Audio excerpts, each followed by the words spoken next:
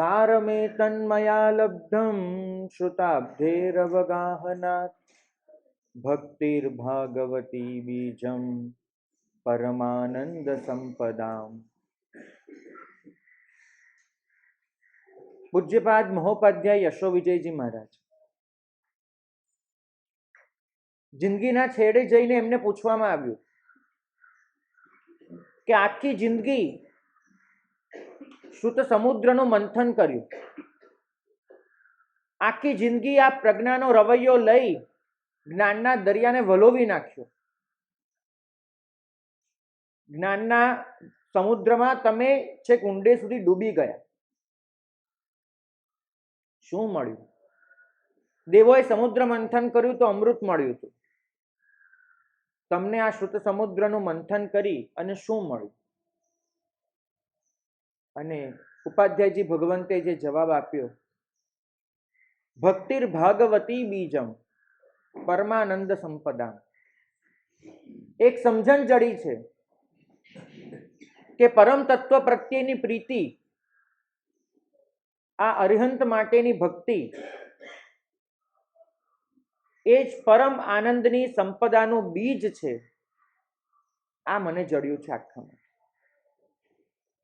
એક જ્ઞાન યોગમાં રમમાણ માણસ, ધ્યાન યોગની પરાકાષ્ઠાએ પહોંચેલો માણસ, અધ્યાત્મ અને વૈરાગ્યમાં ચકચૂર માણસ, જ્યારે કથન કરવાનું આવે છે સારનો, ત્યારે તો શબ્દ વાપરે છે એ જ કે ભગવત પ્રીતિ, ભગવત ભક્તિ એ જ પરમ આનંદનું બીજ છે. શું છે આ ભક્તિ તત્વ? એને સમજવાનો આજે પ્રયત્ન કરવો છે.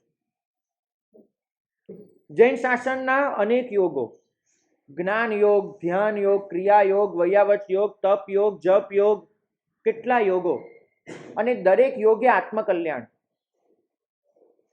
પણ પૂજ્યપાદ કલાપૂર્ણ સુરી મહારાજ એમને ફરમાવ્યું કે આ દરેક યોગ જ્યાં સુધી એમાં ભક્તિ ન ઉમેરાય ત્યાં સુધી અધૂરા છે. કારણ શું?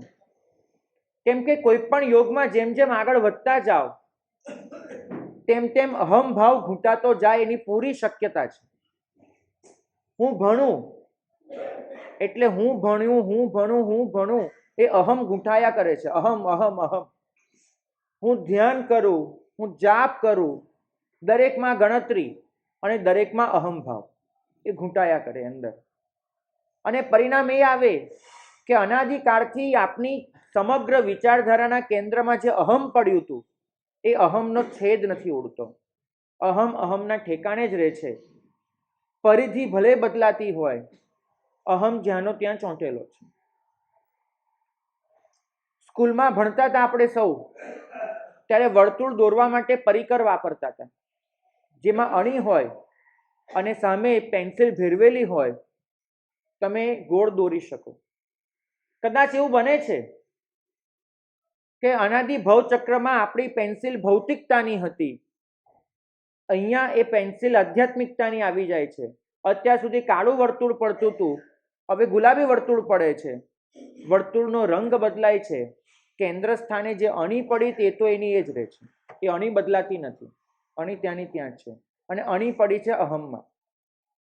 બીજો કોઈ પણ યોગ આખરે તો અહમને પુષ્ટ કરી શકે એવી શક્યતા પ્રબળપણે હોય છે. એવું નથી કહેતો કે દરેક યોગમાં અહમ પરાકાષ્ઠાએ જાય જ છે, પણ શક્યતા પૂરેપૂરી હોય છે. એકમાત્ર ભક્તિ યોગ એવો છે કે જેમાં અહમની જગ્યાએ અરહમની પ્રતિષ્ઠા થાય છે. કેન્દ્ર સ્થાને અરહમ બિરાજમાન થાય છે.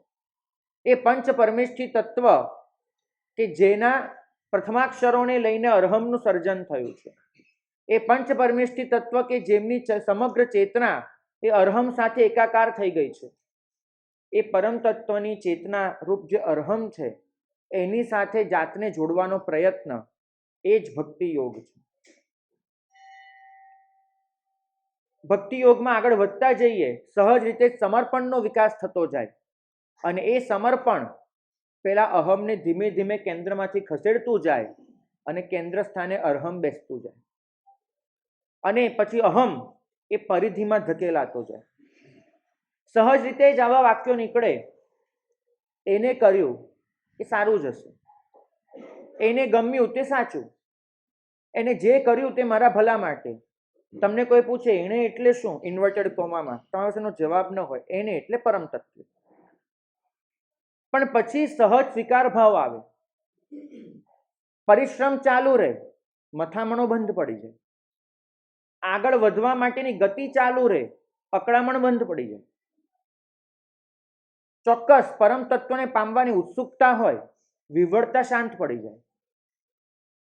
તમને તમારા આત્માને પૂરેપૂરો જાણી લેવાની આતુરતા ચોક્કસ હોય, ઉકળાટ બધો શમી જાય. પરિણામ એ આવે કે અરહમ કેન્દ્ર સ્થાને બેસી તમારા અહમને બાજુમાં ધકેલતું જ જાય, અને એક સમયે એ અહમ ક્યાંય વિલઈ જાય અને તમે માત્ર અરહમ સ્વરૂપ બનીને ઉભા. અરહમના ધ્યાને અરહમ બનવું એ ભક્તિ તત્વની પરાકાષ્ઠા છે, અને એ જ આપણું લક્ષ્ય છે. આપણે તો ભક્તિના ક્ષેત્રમાં પણ આવ્યા પછી અહમને ઊભો રાખ્યો છે. ગીત ગાતી વખતે કોનો સૌથી મોટો અવાજ છે, આપણું ધ્યાન જતું હોય છે કે આપણો અવાજ સૌથી મોટો છે. કોણ કેટલી ભક્તિ કરી શકે છે. હાથમાં કદાચ પ્રભુ ભક્તિ માટે સોનાની પેટી પકડેલી હોય તો મનમાં એક સહજ ગૌરવ હોય છે કે આપણે તો ભાઈ સોનું ચાંદી બધું લઈને પ્રભુની પૂજા કરવા જઈએ. અહીં તો આંગી કોને સારી કરી એની પણ સ્પર્ધાઓ હોય છે, એના પણ અભિમાન હોય છે. ટૂંકમાં જે ક્ષેત્રમાં અંદર ગયા પછી અરહમની પ્રતિષ્ઠા કેન્દ્રમાં કરવાની હતી, ત્યાં પણ આપણે અહમને ઊભો રાખ્યો છે, અને પરિણામ એ આવે છે કે ભક્તિ જીવનમાં આવે છે, ભક્તિ તત્વ નથી આવતું. ભક્તિ તત્વ તમારા અહમનો છેદ ઉડાડે છે, ભક્તિ તમને સરખામણીમાં ઉતારે છે. કોને કેટલા સ્તવન આવડે એ અહમનો પ્રશ્ન થયો. એક સ્તવન પણ જો આવડતું હોય પણ એ સંપૂર્ણ સમર્પણથી ગવાય છે કે નહીં, એ અરહમનો પ્રશ્ન થયો. આપણે અહમના પ્રશ્ન પર બહુ જ જોર આપ્યું છે, માટે ભક્તિના ક્ષેત્રમાં ગયા પછી પણ અરહમ બાકાત રહી ગયું છે. એક બાજુ છે હેમચંદ્રાચાર્ય જેવા ભગવંત, પ્રભુને જઈને ફરમાવે છે, તવ પ્રેષ્યોસ્મિ દાસોસ્મિ સેવકોસ્મ્યસ્મિ કિંકરઃ ઓમ ઇતિ પ્રતિપદ્યસ્વ નાથ નાતઃ પરમ ભ્રુવે. ભગવાન તારી આગળ મને કયું સ્થાન જોવે છે, કયું સ્થાન? તવ પ્રેષ્યોસ્મિ. અહીંથી જેને આપણે ટાલા ટપ્પા કરાવીએ ને, જા અહીંયા આપી આવો, અહીંથી આ લઈ આવો, આમ કર તેમ કર, એને સંસ્કૃતમાં પ્રેષ્ય કહેવાય. એવો નોકર એ પ્રેષ્ય છે. ભગવાન તારો પ્રેષ્ય બનાવ.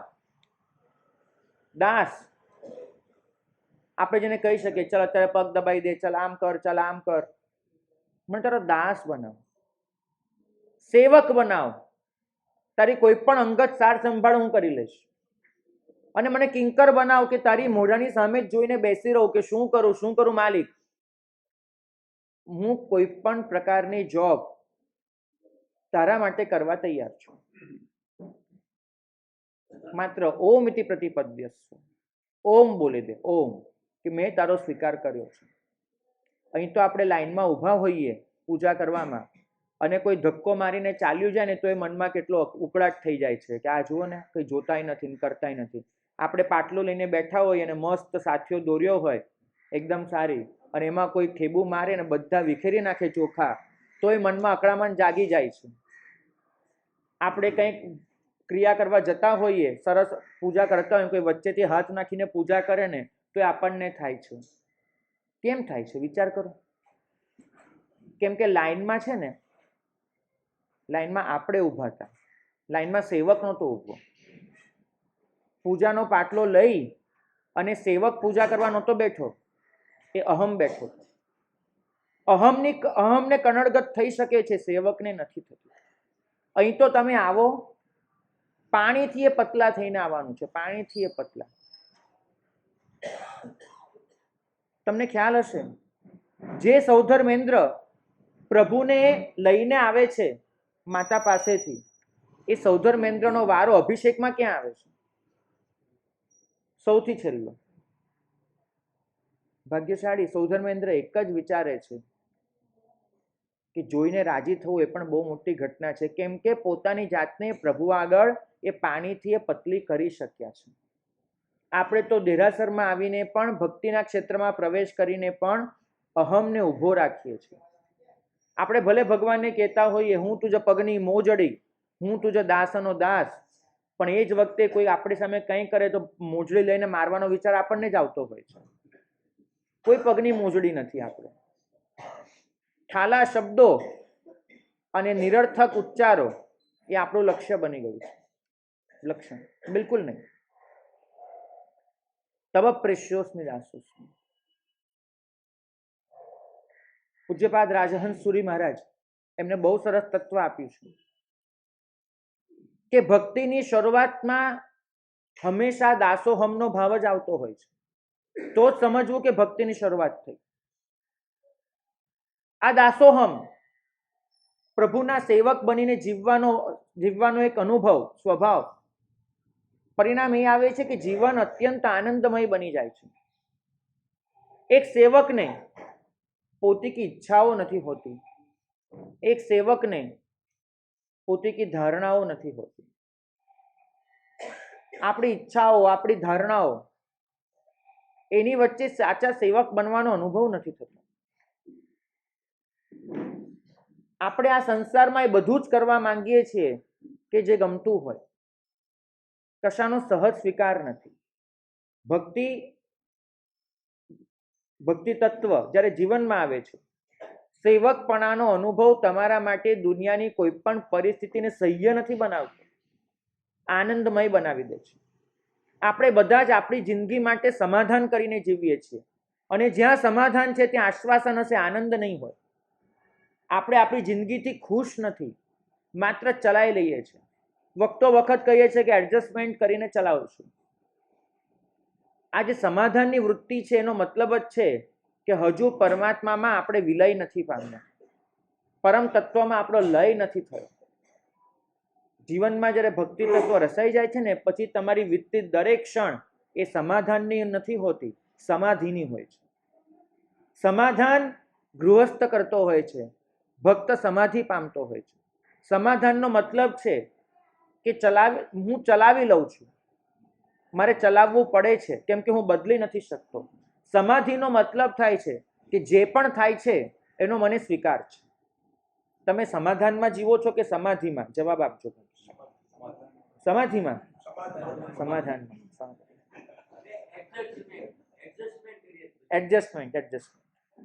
એડજસ્ટમેન્ટનો મતલબ જ છે કે ભક્તિ તત્વ જીવનમાં નથી આવ્યું.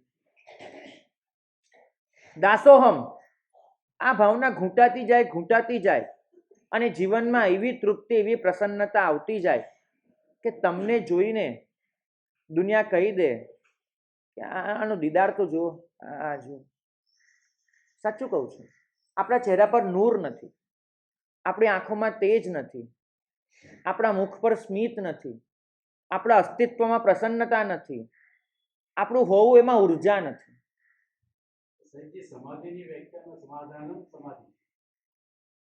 ત્યાં આગળ જે સમાધાન શબ્દ વાપર્યો છે એડજસ્ટમેન્ટમાં નથી, બધાને સમાવી દેવાના અર્થમાં છે. સંસ્કૃતમાં એક જ શબ્દ અનેક અર્થમાં વપરાતો હોય છે, અને દુનિયા ગુજરાતીમાં જે સમાધાન શબ્દ વાપરે છે એનો અર્થ થાય છે ચલાવી લેવું. અહીંયા કશું ચલાવી લેવાનું નથી હોતું, સ્વીકારી લેવાનું હોય છે. ચલાવી લેવામાં મનમાં એક ફાંસ હોય છે, એક અફસોસ હોય છે કે આ બરાબર નથી. જ્યારે સમાધિમાં જે સ્વીકાર થાય છે એ સ્વીકારવામાં જે પણ છે એનો આનંદ હોય છે. આ દાસોહમની ભાવના જેમ જેમ ઘૂંટાતી જાય, પરિણામ એ આવે કે અંતર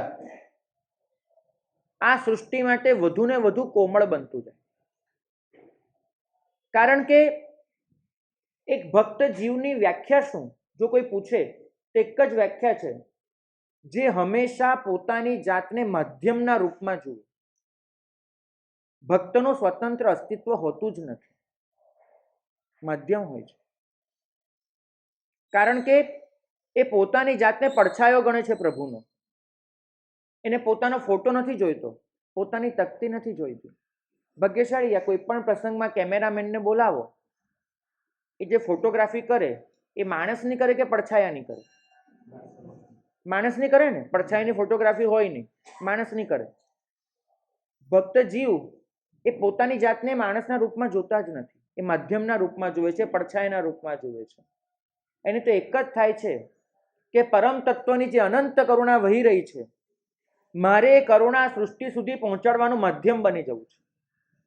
એને તો એક જ થાય છે કે એ જે પણ વરસી રહ્યો છે, બસ એ ઝીલવાનું મારે પાત્ર બની જવું છે.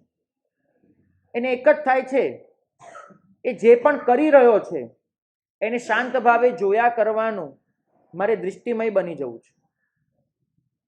જ્યારે આ મધ્યમપણાનો અનુભવ છે કે પરમાત્માની કૃપાને આ સૃષ્ટિ સુધી પહોંચાડવા માટે હું માધ્યમ બનું, પરમાત્માના પ્રેમને, એ પરમાત્માની અનંત કરુણાને આ સૃષ્ટિ સુધી લઈ જવા માટે હું એક મીડિયેટર બનું, એ ક્ષણે ભક્ત એ ભક્તિ તત્વમાં પ્રવેશ કરી લેતો હોય છે. પછી એ સૃષ્ટિ માટે સહજ રીતે જ કોમળ બની જશે, કારણ કે પોતાને અનંત કરુણાના વાહક તરીકે જોશે. અનંત કરુણા એના ઉત્સર્જક તો એ જ છે, એની ગંગોત્રી તો એ જ છે અનંત કરુણાની.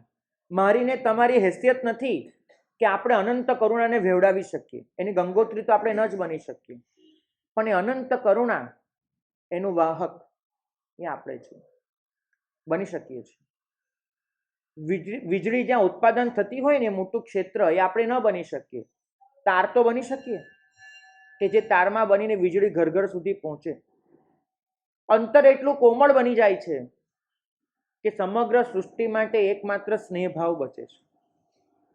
અંતર એટલું નિર્મળ બની જાય છે એક ભક્તનું કે જ્યાં આગળ મલિનતાને કોઈ પ્રવેશ જ નથી હોતો. અંતર એટલું શીતલ બની જાય છે કે આ સંસારનો કોઈ પણ પ્રકારનો અંતસ્તાપ એને દઝાડી નથી શકતો. એનું અંતર એટલું સરળ બની જાય છે કે માયા, પ્રપંચ, કૂડ, કપટ એને ક્યાંય એમાં જગ્યા નથી હોતી. એનું અંતર એટલું બધું વત્સલ બની જાય છે કે આ સૃષ્ટિનો દરેક જીવ એને પોતીકો લાગવા માંડે છે. આ વત્સલતા, કોમળતા, શીતલતા, નિર્મળતા આ બધી જ ભક્તિ તત્વની નિપજ છે. એકવાર જીવનમાં એકવાર પ્રભુના માધ્યમ બની જુઓ. આપણે તો અત્યારે પણ અહંભાવ રાખીને જીવીએ છીએ.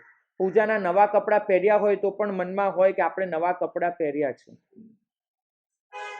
એક ક્ષણ આપણી દેરાસરમાં એવી નથી વીતતી જ્યાં અહમનો વિલય થતો હોય. નકરું અહમ પડ્યું છે મૂસા તુસી. એકવાર માધ્યમ બની જુઓ. અહીંયા મરાઠીમાં બહુ સરસ કહેવત છે, દિવ્યત્વા છે જેથે પ્રચિતિ તેથે કર માઝે ઝૂલતી. દિવ્યત્વની જેવી પ્રેરણા થાય છે, મારો હાથ માત્ર એ રીતે હલી જાય છે, ઝૂલી જાય છે. આ હાથને પ્રભુને સમર્પિત કરી દો કે હવે આ હાથ દ્વારા તારે જે કરાવવું હોય એ કર. એ તો મેં પકડી રાખ્યો છે, હું જ કરીશ. પ્રભુને આપણે બહુ બહુ તો એટલું કહીએ છીએ કે પ્રભુ હું જે કરું એ તને સમર્પિત. પ્રભુને ક્યારે એવું નથી કરતા કે મારી પાસે જે કરાવવું હોય તું કરાવી લે. અહીં તો કરીશ તો હું જ, પછી તને સમર્પિત કરવા આવીશ. દિવ્યત્વની પ્રતીતિ, એની પ્રેરણા એને ઝીલી લેવી અને એ પ્રમાણે પોતાની જાતને ઝૂલતી મૂકી દેવી. બહુ સરસ શબ્દ છે, ઝૂલતી મૂકી દેવું. કડક નહીં, મક્કમ નહીં, અડગ નહીં, દૃઢ નહીં, ઝૂલતો, ફ્લેક્સિબલ. એ દિવ્ય તત્વે મને જે રીતે ઘડવું હોય, હું તો એક માટી છું, મારામાંથી જે બનાવવું હોય એ રીતે પોતાની જાતને સમર્પિત કરી દેવી ને, એ ભક્તિ તત્વ છે. 3 દિવસ આવી રહ્યા છે તમારા માટે પરીક્ષાના. તમે ભક્તિ તત્વને કેટલું પ્રાપ્ત કર્યું, કેટલી ભક્તિ કરી, એ પ્રશ્ન દુનિયા પૂછશે. પરમાત્મા તો એક જ પ્રશ્ન પૂછશે કે તે ભક્તિ તત્વ કેટલું પ્રાપ્ત કર્યું. તમે ગણતરી કરશો કે આ 3 દિવસ એમાં મેં પાર્શ્વનાથ દાદા માટે આ કર્યું, આ કર્યું, આ કર્યું. નહીં, એક વખત પોષ દશમી એવી વિતાવી દેવી છે કે જેમાં સંપૂર્ણ સમર્પણ ભાવ હોય, જેમાં સંપૂર્ણ માધ્યમ બનવાની લાગણી હોય, જેમાં સંપૂર્ણપણે જે કરાવે છે કરી લેવાની ઈચ્છા હોય. ભાગ્યશાળી તમારામાંથી આ 3 દિવસમાં અઠ્ઠમ કોણ કોણ કરવાનું છે? ખાલી હાથ ઊંચો કરજો જેને મનમાં ધાર્યું હોય કે હું અઠ્ઠમ કરવાનો છું. કોઈ પણ સાચું પૂછું છું, એક પણ નથી. એક જણ છે. ઓકે, તમે છો બેન, બહુ સારું, અનુમોદન. પ્રશ્ન નંબર 2, 3 એકાસના કોણ કોણ કરવાનું છે? ઘણા લોકો છે, સારું છે. પ્રશ્ન નંબર 3, અઠ્ઠમ હોય કે એકાસના જે કરવાનું ન હોય પણ પ્રભુ એની પાસે કરાવી દેવાના હોય એવું કોણ કોણ છે?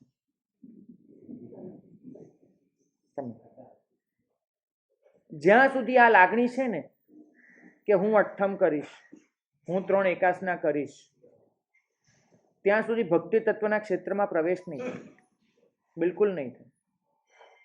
જાતને મધ્યમના રૂપમાં અનુભવો. અહીં તો હું જ્યારે પણ કંઈ પણ વિચારું છું, મારા મનમાં હું આવીને ઊભું જ રહી જાય છે. હું કરીશ, હું કરીશ. છોડી દો. પોતાની જાતને એ પરમાત્માના પ્રેમના પ્રવાહમાં તણાતી વહેતી મૂકી દો. ઘણું કર્યું, પોતાની જાતનો કંટ્રોલ ઘણો રાખી જોયો અને બધું જ જાણી લીધું કે કશું રહેતું જ નથી કંટ્રોલમાં, કશું જ નથી રહેતું. અહીં તો આજે પણ પૂતગલનું એ જ આકર્ષણ છે. અહીં તો આજે પણ જાત માટેની એ જ અભિમાન છે. છોડી દો. કલાપુરના સુરી મહારાજે જ આગળ કીધું હતું કે અહમની જગ્યા અરહમની પ્રતિષ્ઠા થાય ત્યારે શું થાય છે એ મારે તમને કહેવું છે, પ્લીઝ સાંભળો. એમનું એક બહુ જાણીતું વાક્ય હતું, મેં જાણ્યું તમે પણ જાણો, મેં માણ્યું તમે પણ માણો, મેં જાણ્યું તમે પણ જાણો, મેં માણ્યું તમે પણ માણો. કદાચ આ 3 દિવસ આપણે આ જ સાંભળી લેવું છે, આ જ જાણી લેવું છે, આ જ માણી લેવું છે. પ્રભુની ભક્તિ 3 રીતે થઈ શકે છે. એક ભક્તિ છે સત્કાર ભક્તિ. સત્કાર ભક્તિનો મતલબ થાય છે કે દુનિયાના શ્રેષ્ઠ પદાર્થો એની આગળ ધરવા, દુનિયાની શ્રેષ્ઠ વસ્તુઓ એની આગળ મૂકી દેવી. આપણે જીવનમાં જે પણ ભોગવવા ઈચ્છીએ છીએ એ બધું જ એને ધરી દેવું, એને સજાવવા, એને રચવા, એની આંગી કરવી, એની આગળ સમર્પણ કરવું, આ બધું જ સત્કાર ભક્તિ છે. તમે તમને ગમતા પૂતગલો એને આપી દો છો, તમે તમને ગમતી વસ્તુઓ એને ધરી દો છો, તમે તમારું ઈષ્ટ એને સમર્પી દો છો. આ સત્કાર ભક્તિ છે. સત્કાર ભક્તિમાં વસ્તુઓ પણ આવે છે, સત્કાર ભક્તિમાં ગીત ગુણગાન પણ આવે છે, સત્કાર ભક્તિમાં એ નાચવાનું પણ આવે છે, સત્કાર ભક્તિમાં એ બધું જ આવે છે કે જે દુનિયા જોઈ શકે છે. અને આ સત્કાર ભક્તિ એ જ બાહ્ય ભક્તિ તરીકે ઓળખાય છે. આપણે અત્યાર સુધી ભક્તિનો જે પણ વિચાર કર્યો છે એ લગભગ સત્કાર ભક્તિની અંદર છે. આમ સજાવીશું, આમ આંગી કરીશું, આમ ધરીશું, આ કરીશું, તે કરીશું, આ બધી જ સત્કાર ભક્તિ છે. અહીં તો તપ કરે ને એટલે પહેલો પૂછવા આવે, મારે સાહેબ આજે કેટલા સાથિયા કરવાના, આવો પ્રશ્ન આવે. આ પ્રશ્ન સત્કાર ભક્તિનો છે. કારણ કે સત્કાર ભક્તિ તો એ જ જુએ છે મેં કેટલા સાથિયા કર્યા. વાસ્તવિક રીતે એ તપમાં એટલા સાથિયા કરીને વિચારવાનું એ હોય છે એ ઘૂંટીને કે એક વાર નહીં તો બીજી વાર, બીજી નહીં તો ત્રીજી વાર મારે ચાર ગતિમાંથી છૂટવાનું છે, પણ એ વિચાર જ કદાચ નથી આવતો. સત્કાર ભક્તિ માત્ર ને માત્ર આંકડામાં અટવાતી હોય છે. સત્કાર ભક્તિ એ હંમેશા સ્પર્ધામાં અટવાતી હોય છે. મેં કેટલી વધારે સારી ભક્તિ કરી એનો આનંદ નથી હોતો, એનું અભિમાન હોય છે. અહીં તો ભક્તિ કરવા આવે એને પૂછો શેના માટે ભક્તિ, તો કે મારે સદગતિ જોઈએ છે એટલે હું ભક્તિ કરું છું. એક બહુ મોટા આપણા શાસનના એક સાધક આચાર્ય ભગવાન, એમને એમના વડીલે એક આશીર્વાદ આપ્યો હતો. વડીલ પાસે ગયા, વડીલને કીધું કે સાહેબ આશીર્વાદ આપો. વડીલે આશીર્વાદ આપ્યો કે તું જે ભક્તિ કરે છે એનાથી તને સદગતિની પ્રાપ્તિ હજો, મારા આશીર્વાદ છે. તું જે ભક્તિ કરે છે એનાથી તને સદગતિની પ્રાપ્તિ હજો. એટલે આચાર્ય ભગવંત એમને વડીલ ભગવંતને કહ્યું કે સાહેબ, આ આશીર્વાદનો મારે સ્વીકાર નથી કરવો, મને આશીર્વાદ નથી જોઈતો. કેમ? સદગતિની કામના પણ નથી. તો કે સાહેબ છે, પણ ભક્તિના બદલામાં એ નથી જોઈતું. મારે ભક્તિ કરવી છે માત્ર આનંદની અનુભૂતિ માટે, સદગતિની કામનાથી નથી કરવી. કારણ કે ભક્તિ કરતી વખતે પણ મનમાં જો પડ્યું હશે કે આ ભક્તિથી મારી સદગતિ થાય, તો આનંદની અનુભૂતિ ચૂકાઈ જશે. કેમ કે પાછી ઈચ્છા આવી કે મારી સદગતિ થાય. તો એક ક્ષણે એક નિર્ભેળ આનંદની જે અનુભૂતિ થવી જોઈએ. એક માં જ્યારે પોતાના બાળકને ખોળામાં લઈને સ્તનપાન કરાવતી હોય ત્યારે માને એવી કોઈ ઈચ્છા હોય કે આનાથી આમ થજો, આનાથી આમ થજો, એવી કોઈ હોય નહીં. એક એક એક માતૃત્વની એક નિર્ભેળ આનંદની અનુભૂતિ હોય. એ જ રીતે પ્રભુને જ્યારે સમર્પિત થઈએ ત્યારે મનમાં આવી કોઈ જ કામના ન હોય. મારું શું થશે એનો વિચાર કરવા બેસે ભક્ત શાનો? એનો વિચાર તો પ્રભુ કરતો હોય કે મારું શું થશે. એ વિચાર જો આપણે કરવા બેસીએ તો પાછી સમર્પણની ખોટ ન કહેવાય? એક બાળક માં આગળ આવીને એમ જ કે માં આવતીકાલે મારા માટે આમ કરજે, પરમ દિવસે આમ કરજે, આમ કરજે, તેમ કરજે. તેનો મતલબ એટલો જ થાય છે, એટલો જ થાય છે કે માં જે કરે છે અને માં જે કરવાની છે એના પર એનો ભરોસો નથી. ભક્ત તો ભક્ત એનો અર્થ જ થાય છે કે પરમ તત્વ પ્રત્યે સંપૂર્ણ ભરોસાથી જીવતો જીવ. એને મારી સદગતિ થજો એટલી કામના રાખવાનો પણ હક નથી. કેમ કે એનો હું જ નથી બચ્યો, એ તો સમર્પિત થઈ ચૂક્યો છે. શું ફરક પડે છે એને? કુમારપાળ મહારાજા જ્યારે કહે છે ને કે શ્યામ ચેટોપી દરિદ્રોપી જીન ધર્માથી વાસિત, મને તું ક્યાંય બી નાખજે, માત્ર તારા ચરણથી દૂર ન કરતો. પરિસ્થિતિ કોઈ પણ હોય, સ્થિતિ મારી ન બદલતો. મારી દશા કોઈ પણ હોય, અવસ્થા નહીં બદલતો. મારો ભાવ કોઈ પણ હોય, મારો ભાવ નહીં બદલતો. આપણી સ્થિતિ, આપણી અવસ્થા, આપણો ભાવ એક જ હોય, પરમ તત્વ પ્રત્યે પ્રીતિ. ભાગ્યશાળી 3 દિવસ આવી રહ્યા છે આ બધું જ કેળવવા માટે. પરમાત્મા જે પણ કરાવે કરી લેજો, ઉલ્લાસથી કરજો, આનંદથી કરજો. અત્યાર સુધી સત્કાર ભક્તિમાં એટલું રમ્યા છીએ કે ભક્તિના આગળના જે 2 સ્ટેપ છે ને એ સમજાયા જ નથી. સત્કાર ભક્તિથી જે બાહ્યની યાત્રા પૂરી થાય અને અભ્યંતર ભક્તિમાં પ્રવેશ થાય એટલે આવે છે આજ્ઞા ભક્તિ. અત્યાર સુધી પ્રભુની પૂજા કરતા હતા, પ્રભુની આજ્ઞાને ઝીલતા નહોતા. પૂજા આજ્ઞા સુધી પહોંચાડવા માટે છે અને આપણે તો પૂજાને જ આજ્ઞાથી દૂર લઈ ગયા. આપણી ભક્તિ પણ આપણા મનની કરવી છે. પ્રભુની આજ્ઞા શું છે એ સમજવાનો ક્યારેય પ્રયત્ન નથી કરવો, ક્યારેય. પૂજા જો આજ્ઞા સુધી પહોંચાડી ન શકે તો એ પૂજાને આ શાસ્ત્રનું સમર્થન નથી, બિલકુલ નથી. પૂજા તો એટલું જ કહે છે કે એની કૃપા પામવા માટે તમારે સત્કાર કરવાનો છે, પણ કૃપાનું પરિણામ તો આજ્ઞા સુધી પહોંચાડે તો જ છે. જીવનમાં પ્રયત્ન કરજો, પોતાની જાતને પૂછજો કે સત્કાર ભક્તિ ઘણી કરી, આજ્ઞા ભક્તિ જીવનમાં કેટલી આવી, કેટલી. હજુ તો મારે એ જ ધર્મ કરવો છે કે જે મને ગમે છે. હજુ તો મારે એ જ ધર્મ કરવો છે જે મારી ધારણામાં ફિટ બેસે છે. હજુ તો મારે એ જ ધર્મ કરવો છે કે જે મારી માન્યતાઓના પિંજરામાં પુરાવા માટે તૈયાર છે. અને મારી ધારણા, મારી માન્યતા, એનાથી જુદો કોઈ પણ માણસ ધર્મ કરવાનું કહે એ મને ક્યારેય નથી ગમતું, ને એવો ધર્મ કરે એને હું ધર્મી જીવ પણ નથી ગણતો, બિલકુલ નહીં.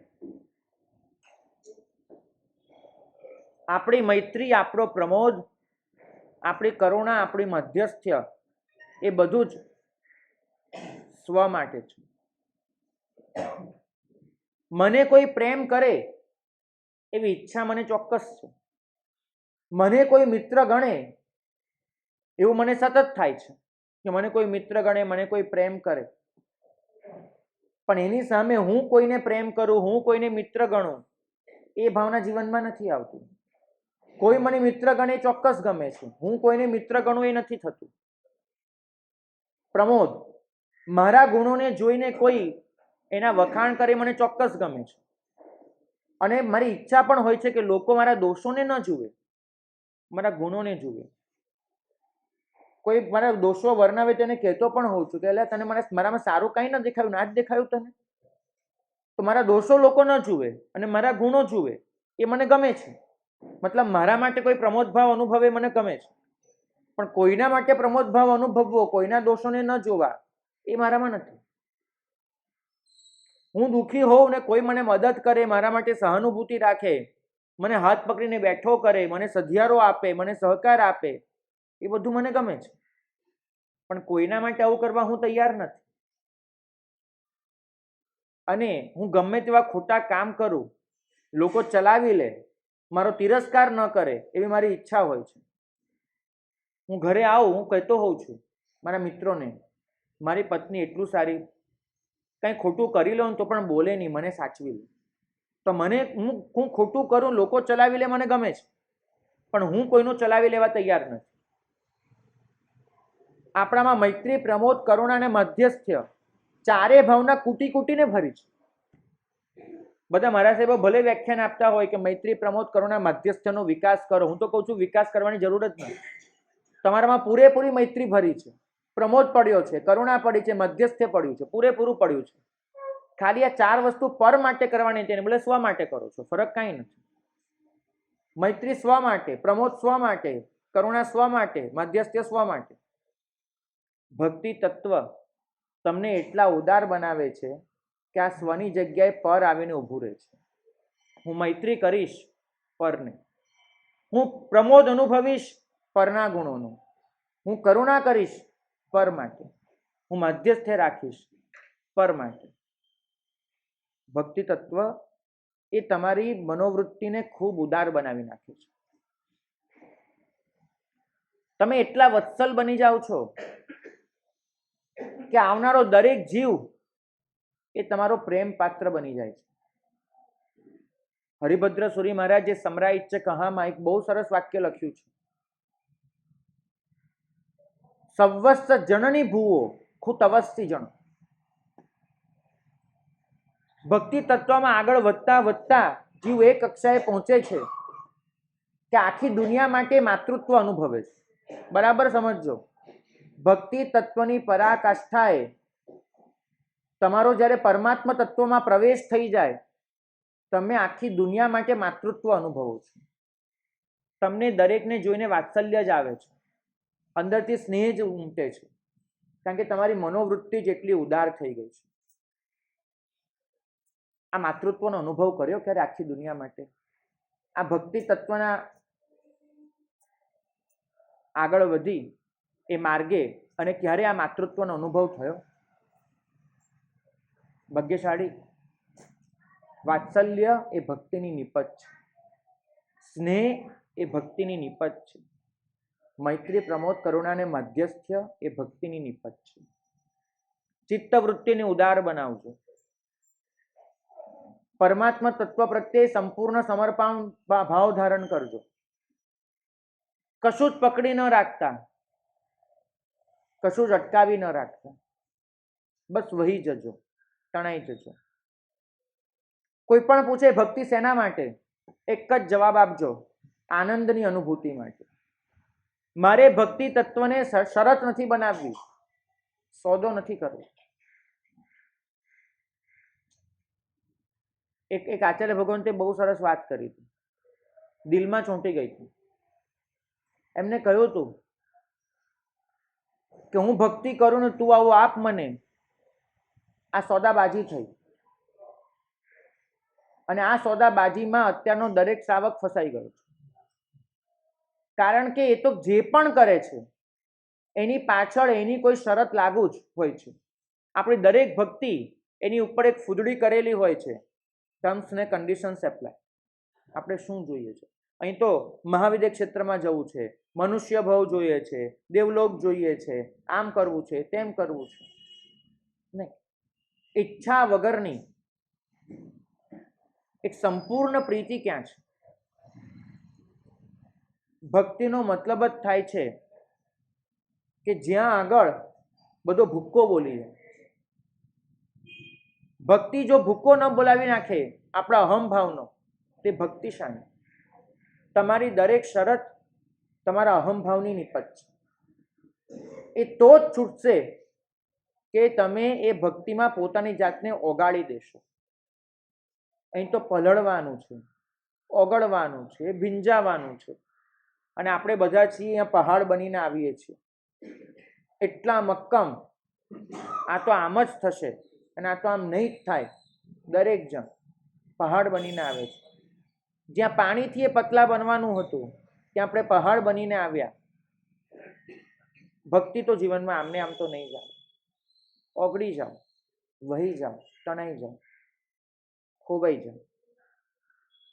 તો જ અહીં તો આપણી સામે એક આદર્શ આપ્યો છે યશો વિજયજી મહારાજે, ક્ષીર નીર પરે તુમ શું મિલશું. ઉપાધ્યાયજી ભગવંતે બહુ સરસ કીધું કે એક બિંદુ, પાણીનું એક બિંદુ, એનું અસ્તિત્વ કેટલા સમય માટે? આ પ્રશ્નનો જવાબ પોતાની જાતને પૂછજો. પાણીનું એક બિંદુ, એનું અસ્તિત્વ કેટલા સમય માટે? કેટલા સમય? પાણીનું એક બિંદુ કેટલું ટકે?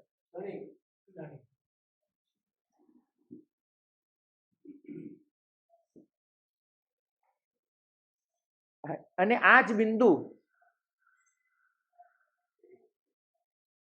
એને તમે દરિયામાં ઉમેરી દો, તેનું અસ્તિત્વ કેટલા સમય માટે?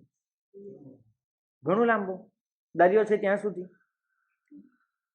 બિંદુ જ્યાં સુધી પોતાની જાતને અલગ રાખવાનો પ્રયત્ન કરે છે, સૂર્ય એને ઉડાડી નાખશે, ગરમી એને શોષી લેશે, ધરતી એને ચૂસી લેશે, હવા એના અણુઓને વિખેરી નાખશે. એ બિંદુનું અસ્તિત્વ નહીં જળે. પણ એ જ બિંદુ જ્યારે સિંધુમાં સમાઈ જાય છે, ન સૂર્ય એને અડકી શકશે, ન ગરમી એને શોષી શકશે, ન ધરતી એને ચૂસી શકશે, ન હવા એને ઉડાડી શકશે. એને હવે અનંત કાળ સુધી વિલસવાનું છે. ભક્તિ તત્વ એ બિંદુમાંથી સિંધુમાં સમાઈ જવાની ઘટના છે.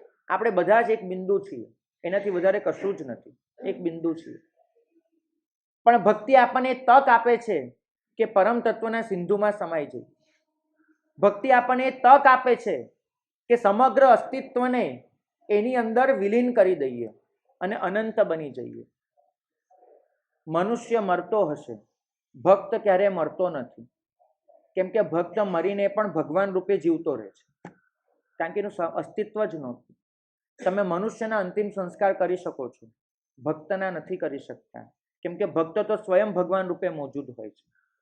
આ 3 દિવસ એ બિંદુમાંથી સિંધુ બનવાની ઘટનાના છે, ભક્તમાંથી ભગવાન બનવાની ઘટના છે, આત્મતત્વને પરમ તત્વમાં સમાવી દેવાની ઘટનાના છે. 3 દિવસને માણી લઈએ, ઉજવી લઈએ, બસ એ જ મંગલ કામના.